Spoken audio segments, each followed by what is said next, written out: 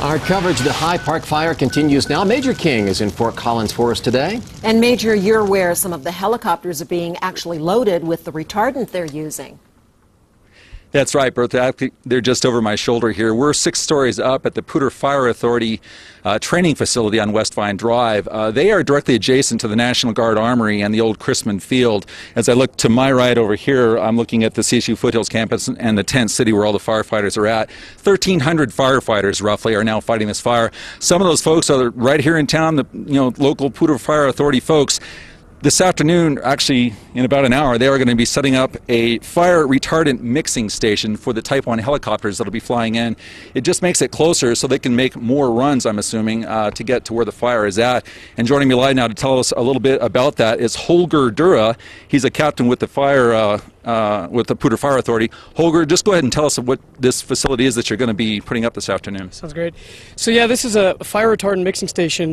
You've seen the red slurry that's used out of some of the Type 1 fixed-wing airplanes, but the helicopters behind us can actually perform the same duties. However, they can't load their helicopters as they normally would out of a reservoir, and to accomplish that, what we've done here to support this operation is set up a water station that pretty soon the company is going to come in here, and at the end of this field, Major, if you want to pan right down, we're actually going to be having trucks come in that have the concentrated slurry that will be loaded onto the trucks at that location and then hauled back out to the airfield where you see these 4 Type 1 helicopters situated. Right now we have actually one of the helicopters coming in. As you can see, this is just one of the reconnaissance helicopters that they're using to fly the perimeter of the fire, as well as the incident commanders will go up every once in a while and take a look at the fire growth from the air, much as your helicopters have done. Holger, thank you so much for joining us. I appreciate that. You guys are doing a wonderful job out here. Believe me, I've seen the thank you firefighters signs around town already. A couple of them, one of them just posted out here on Taft Hill Road. Bertha, they're working it.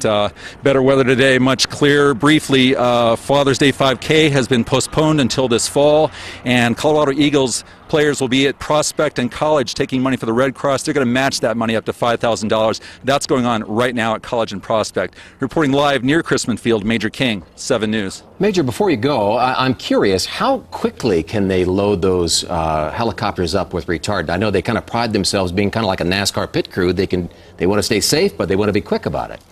I'm going to let Holger answer that question. Holger?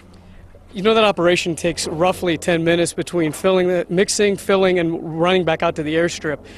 So about 10 minutes turnaround time. Captain, I have a question I want to ask as well. How much time are you saving by having this makeshift operation right there next to the field? It's quite a bit of time because the other hydrants that are located would be actually through the incident command post, which is a little bit difficult to get through. So this allows these folks to simply cut across this field, and I would say we're probably saving 20 to 25 minute turnaround time. So it does make the operation quite efficient for these folks. No doubt. Well, that is great information. Thank you for bringing that. Was fascinating to watch that operation, and I'm sure very comforting to a lot of people who are waiting for word on their homes.